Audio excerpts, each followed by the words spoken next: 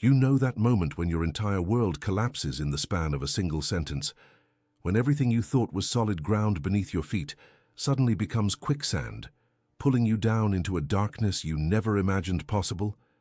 I lived that moment. And what happened next? It's not what you'd expect, it's not what I expected. And 5 years later, I'm finally ready to tell you the whole truth, because someone out there needs to hear this story today. Before we dive into what became the most transformative experience of my entire life, I need you to do something for me right now. Drop a comment below and tell me where in the world you're watching this from. Are you in New York? California? Maybe you're across the ocean in London, Tokyo, or Sao Paulo. I read every single comment, and knowing that this story is reaching people all over the globe, people who might be going through something similar, that's what makes sharing this worthwhile. And if this video speaks to you, if you feel something while watching it, hit that subscribe button and smash the like. It helps more people find this story. And trust me, someone out there desperately needs to hear what I'm about to share. My name is Alex, and I grew up in what everyone would call a picture-perfect American family. 2 parents who'd been married for 25 years, 3 kids, a golden retriever named Buddy, a 2-story house with a white picket fence in suburban Ohio. Friday nights were pizza and movie nights. Sundays meant church in the morning and family dinner in the evening. We took vacations to Disney World. We had game nights. We laughed together. From the outside, we had it all. But here's the thing about picture-perfect families. Sometimes the picture is just that, a picture. A carefully crafted image that looks beautiful in the frame, but doesn't capture what's happening behind the camera, in the moments when nobody's watching, when nobody's posing with their best smile. I knew I was different when I was 12 years old. I didn't have the words for it yet. I didn't understand what I was feeling. All I knew was that while my friends were talking about girls they had crushes on, I felt absolutely nothing. Well, not nothing. I felt confused. I felt scared. I felt like there was something fundamentally wrong with me, like I was broken in some way that I couldn't quite articulate. Middle school became this exhausting performance where I had to pretend to be someone I wasn't. When the guys in the locker room talked about which girls were hot, I learned to laugh along, to nod in agreement, to occasionally throw in a comment that sounded convincing enough. I became an actor playing a role, and I got really good at it. So good that I almost convinced myself. High school was worse. The pressure intensified. Dating became this expected thing, this milestone you were supposed to reach. My mom would ask if I had a girlfriend yet, her voice filled with this hopeful anticipation. My dad would give me these knowing looks and make comments about how when he was my age, he was already dating my mom. My younger sister had a boyfriend before I ever had a girlfriend, and I could see the confusion starting to creep into my parents' eyes. Why wasn't their oldest son interested in girls? So I did what I thought I had to do. I got a girlfriend. Her name was Sarah, and she was kind and sweet and honestly deserved so much better than what I could give her. We dated for 8 months, and the entire time I felt like a fraud. Every time I kissed her, I felt nothing. Every time I held her hand, it felt like I was going through the motions of a script someone else had written for me. And the guilt, oh God, the guilt was eating me alive. Because Sarah actually liked me, maybe even loved me, and I was using her as a shield to hide who I really was. I broke up with Sarah right before senior year started, and I'll never forget the hurt in her eyes. She asked me if there was someone else, and in a way there was. There was the real me, the authentic version of myself that I'd been suffocating for years, and he was screaming to get out. College was supposed to be my escape. You hear all these stories about how college is where you find yourself, where you figure out who you really are. I went to Ohio State, far enough from home to have some independence, but close enough that I could still come home for holidays. And slowly, carefully, I started allowing myself to explore the truth I'd been running from. I met Marcus during sophomore year. He was in my psychology class, always sitting 2 rows ahead of me, and I found myself unable to stop looking at him. The way he'd run his fingers through his hair when he was thinking, the way he laughed at the professor's terrible jokes, the way he'd bite his lower lip when he was concentrating on taking notes. For the first time in my life, I felt something real, something I couldn't deny or explain away or pretend wasn't happening. We became friends first, study partners, then coffee buddies, then people who hung out on weekends. And one night, after a party where we'd both had a little too much to drink, sitting on the steps outside his apartment building, looking up at the stars, he kissed me. And every single cell in my body came alive. This was what it was supposed to feel like. This was what everyone had been talking about all those years. This was what I'd been missing, what I'd been denying myself.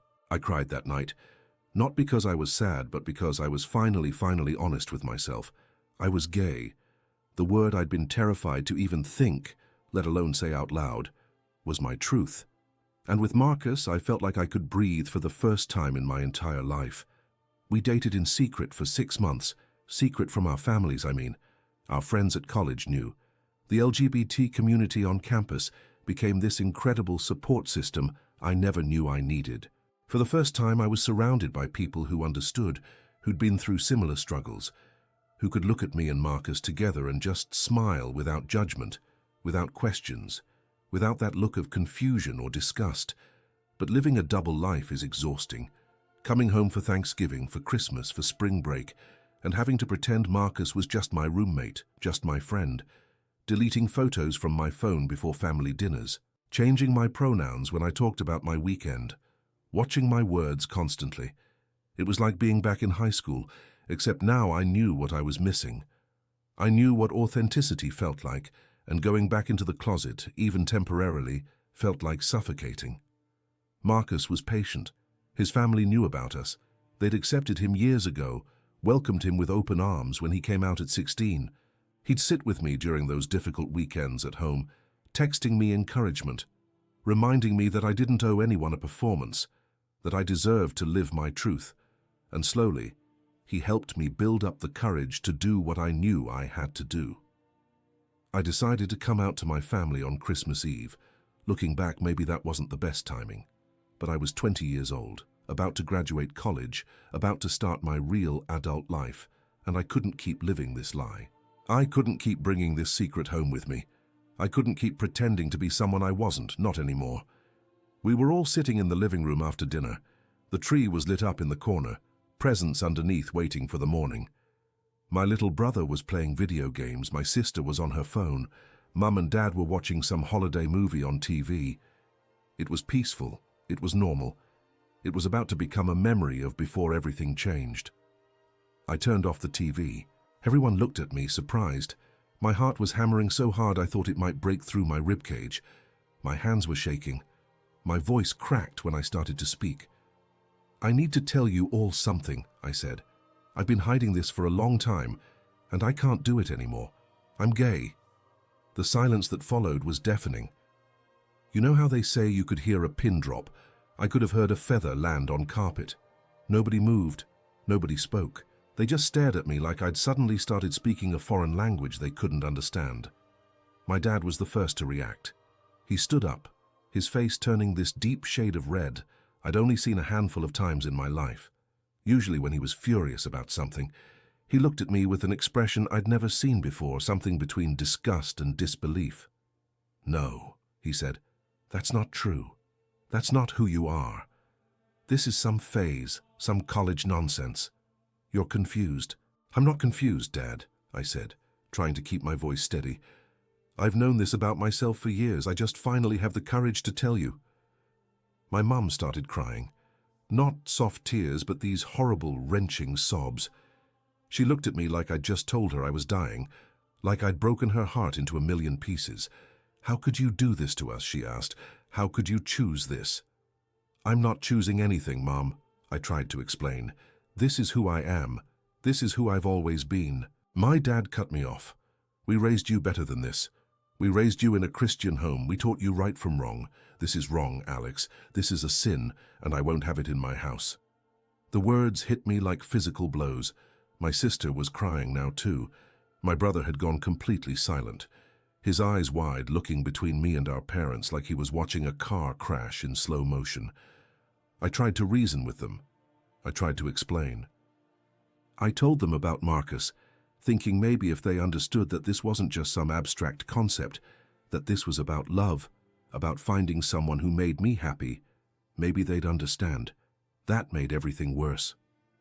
"You're not bringing that lifestyle into this family," my dad said. "You're not going to corrupt your younger siblings with this. You need to make a choice, Alex. You can get help, see a therapist, pray about this, and fix it. Or you can leave." I stared at him, unable to believe what I was hearing.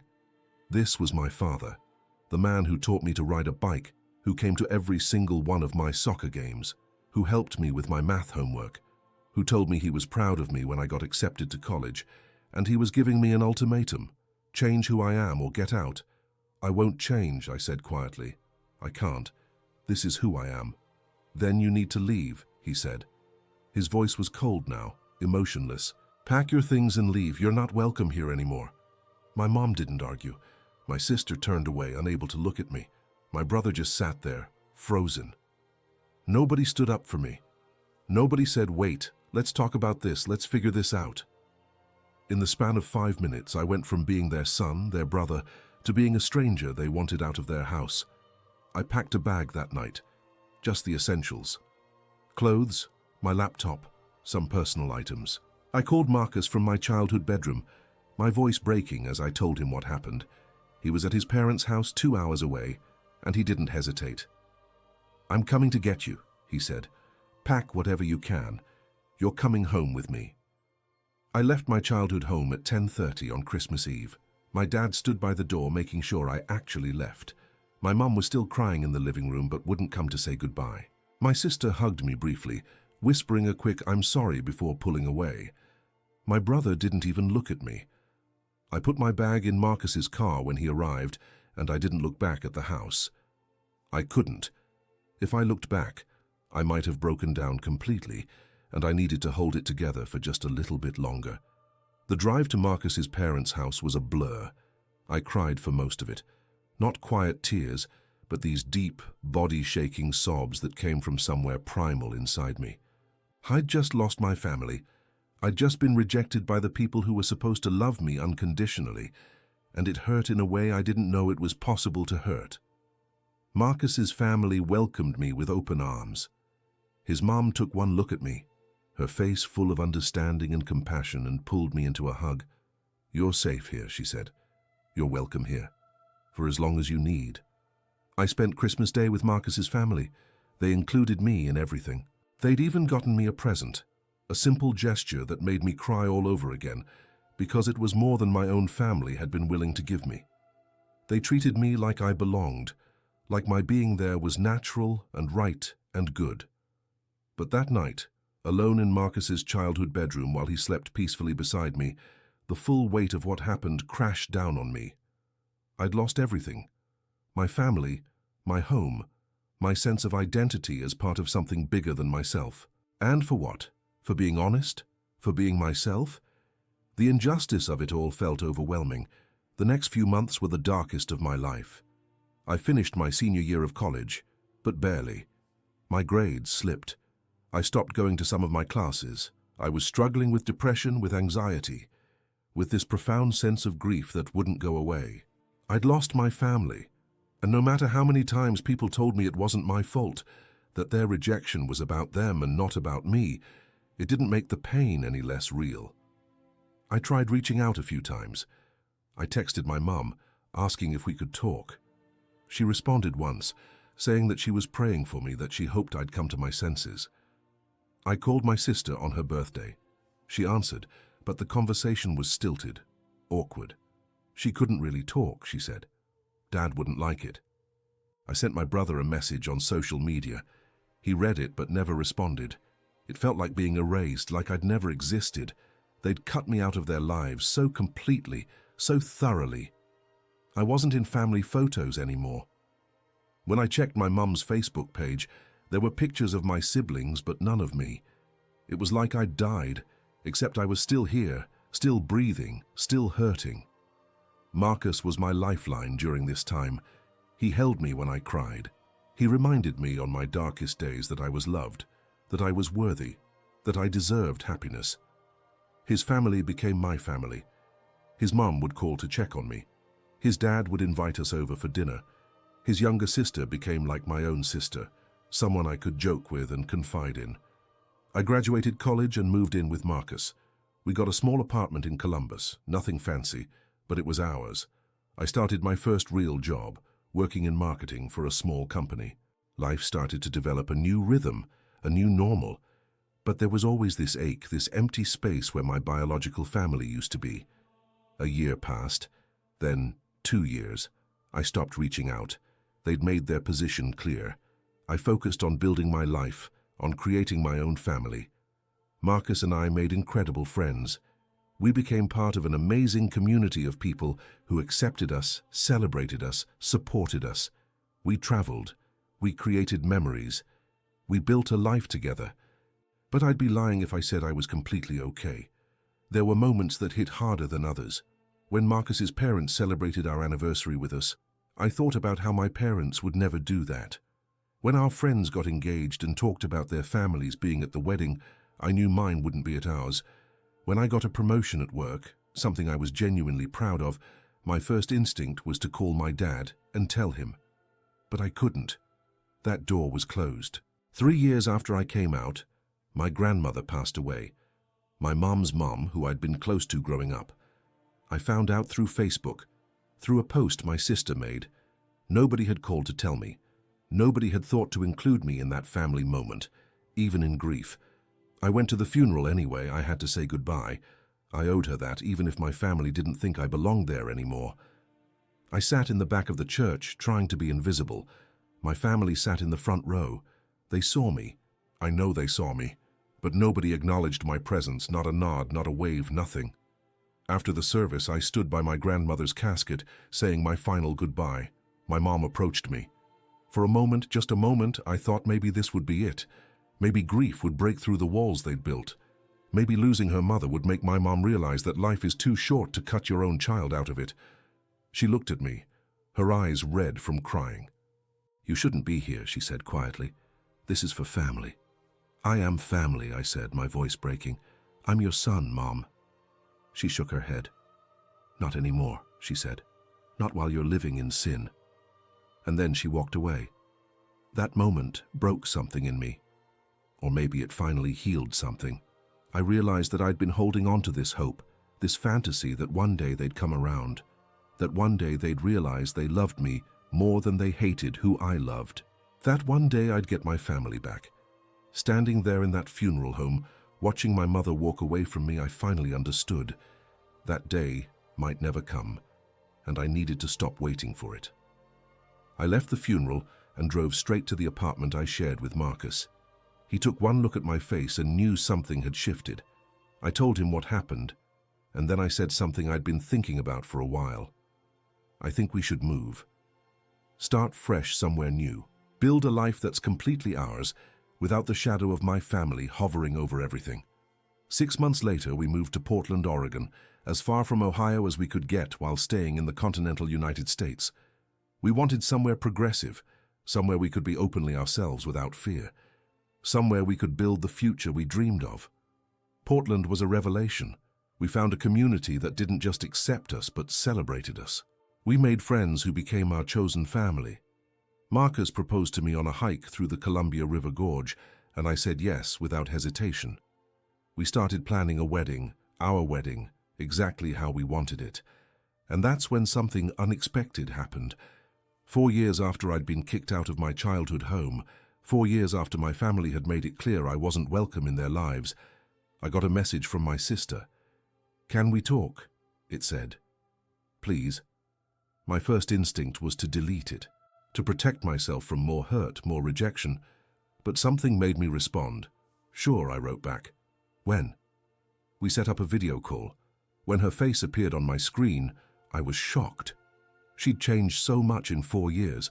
She was older, obviously, but there was something else. She looked tired. She looked sad. "Alex," she said, and her voice cracked immediately. "I'm so sorry. I'm so sorry." For the next hour, she told me everything. How after I left, the house had felt empty. How she'd missed me every single day. How she'd wanted to reach out but was scared of Dad, scared of going against the family, scared of losing everyone the way I had. She told me she'd gone to college, that being away from home had given her perspective. She'd made friends who were gay, who were transgender, who were part of the LGBT community, And she'd realized how wrong our parents had been, how wrong she'd been to stay silent. "I'm getting married next year," she said, "and I can't imagine having my wedding without my big brother there. I know I don't deserve your forgiveness. I know I hurt you by not standing up for you, but I'm standing up now. I'm choosing you. I'm choosing love. And I really, really hope you'll give me another chance." I cried during that call. Marcus cried listening to it, and when it was over, I sat there for a long time, processing everything. My sister was reaching out. My sister wanted me back in her life.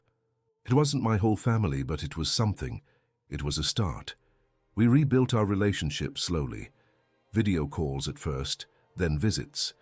She came to Portland to meet Marcus officially, and she loved him immediately. She asked him about his proposal, about our plans, about our life together with genuine interest and excitement.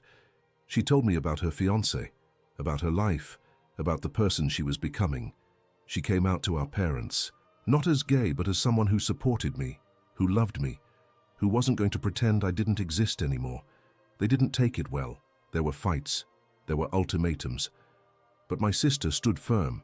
She told them that she was going to have a relationship with me whether they liked it or not, that I was her brother, and nothing would change that. My brother reached out next. He was quieter about it, more hesitant. He'd just finished high school and was heading to college. He said he was sorry for being a coward, for not standing up for me, for letting so much time pass. He said he'd always looked up to me, and that losing me had created this hole in his life he didn't know how to fill. We started talking again, rebuilding what we'd lost. Marcus and I got married on a perfect summer day with 100 of our closest friends and chosen family in attendance. My sister was there, sitting in the front row, crying happy tears. My brother was there too, a little awkward but genuinely happy for us. My parents weren't there. I'd sent them an invitation, more as a formality than anything else, and they'd never responded. I'd made my peace with that. The wedding was everything I'd ever dreamed of. Marcus looked incredible in his navy suit. I probably cried through my entire vows. We danced under string lights as the sun set over the Portland skyline. Our chosen family surrounded us with so much love it felt almost overwhelming. And for the first time since that horrible Christmas Eve 5 years earlier, I felt completely, entirely whole. But the story doesn't end there. Life never stops surprising you, never stops evolving and changing in ways you can't predict. 6 months after our wedding, I got a call from a number I didn't recognize. I almost didn't answer it, but something made me pick up. It was my mom. She didn't say hello. She didn't ask how I was. She just started talking, her words tumbling out in this rush like if she stopped she'd lose her nerve. She told me that my grandmother's death had affected her more than she'd realized, that she'd been seeing a therapist, working through her grief, and in the process had started questioning a lot of the beliefs she'd held so tightly for so long. She told me she'd been talking to a new pastor at their church, someone younger and more progressive, who'd been preaching about love and acceptance and how Jesus spent his time with outcasts and marginalized people. She told me she'd been reading, learning, trying to understand. She told me she'd seen photos from my wedding on my sister's Facebook page, and seeing me that happy, that loved, had broken something open inside her. "I've been wrong," she said, and I could hear her crying. "I've been so wrong, Alex. I let fear and judgment and what other people might think drive away my own son. I convinced myself I was doing the right thing, that I was being faithful, but all I did was lose you, and I can't live with that anymore." I sat there holding the phone, unable to speak. This was what I'd wanted for so long, an apology, recognition of the hurt they'd caused. But now that it was happening, I didn't know how to feel. Relief, anger, joy, sadness, all of it at once? "I don't expect you to forgive me," she continued. "I don't expect you to welcome me back into your life. I know I don't deserve that. But I needed you to know that I'm sorry. I'm so, so sorry. And if you're willing, if you'd let me, I'd like to try to be your mom again. To know you, to know Marcus, to be part of your life in whatever way you're comfortable with." I told her I needed time to think, that this was a lot to process, that I'd been hurt deeply, and I couldn't just flip a switch and make everything okay. She understood. She said she'd wait, however long it took, that she wasn't going anywhere this time. I talked to Marcus about it for hours. I talked to my therapist, someone I'd started seeing after moving to Portland to work through all the trauma and grief from losing my family. I talked to my sister, who told me that Mom had been making real changes, that this wasn't just empty words, but genuine transformation. It took me 3 months to agree to meet with her. We met at a coffee shop in Ohio when I went back to visit my sister. Neutral territory, public space, an easy exit if I needed it. She was already there when I arrived, sitting at a corner table, looking nervous and older than I remembered. We talked for 3 hours. She asked about my life, about Portland, about my job, about Marcus. She looked at photos of our wedding and cried, saying she should have been there, that she'd give anything to go back and do it all differently. She told me about the work she'd been doing, the books she'd been reading, the conversations she'd been having. She admitted she still had a lot to learn, that deprogramming decades of certain beliefs was hard, but that she was committed to doing it. She asked if she could meet Marcus. Not right away, she said, whenever you're ready. But I'd really like to know the man who makes my son so happy. We started slowly. Phone calls every few weeks, then video calls where Marcus would join in. She'd ask him about his work, his family, his interests, treating him with respect and genuine curiosity. It was awkward at first, all of us dancing around the huge elephant in the room, but gradually it got easier. My dad was a different story. He didn't call. He didn't reach out. According to my mum, he was struggling with everything. His faith had been such a core part of his identity, and accepting me meant questioning beliefs he'd held his entire life. My mum had chosen to do that work. My dad wasn't ready, and maybe never would be.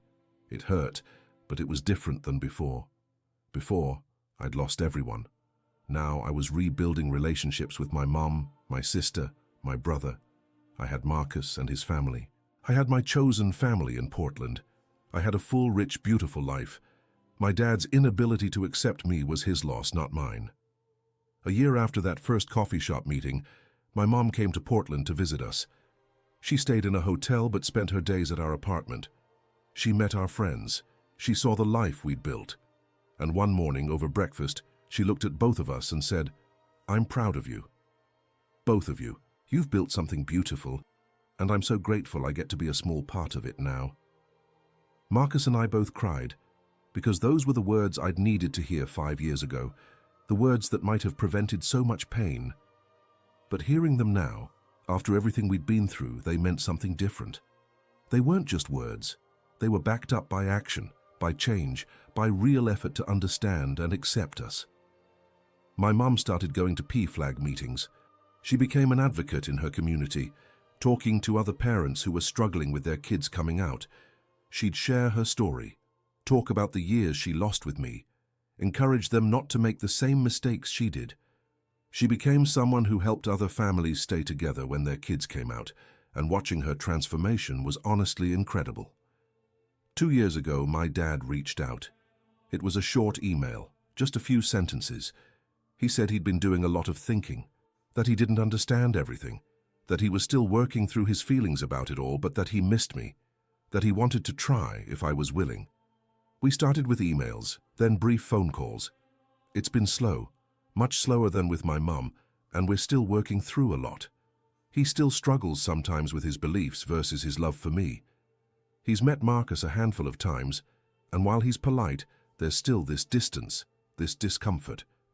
But he's trying, and that's something I never thought I'd see. Last month, my dad did something that absolutely shocked me. He sent us a Christmas card, not just to me, but to Marcus and me, our names written together on the envelope. Inside, he'd written a short note saying he hoped we had a good holiday season. It was simple, but the significance wasn't lost on me. He'd acknowledged our relationship, our partnership, in a tangible way.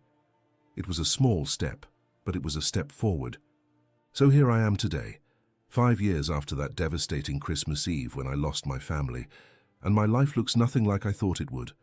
I'm married to an incredible man, who I love more than I thought it was possible to love someone. I live in a city I adore, doing work I find meaningful. I have friends who are family, family who are friends, and a life that's authentically, completely mine. I've rebuilt some relationships with my biological family, and they're different than they were before. They're more honest, more real. My relationship with my mom is probably better now than it ever was because it's based on truth and acceptance rather than expectation and performance.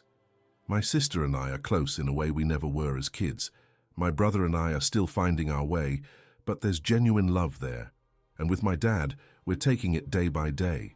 I don't know if we'll ever have the relationship we had before I came out, and honestly, I'm not sure I want that relationship back.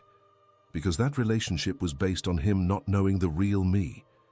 This new relationship, fragile and complicated as it is based on truth. And truth, even when it's hard, is always better than a beautiful lie.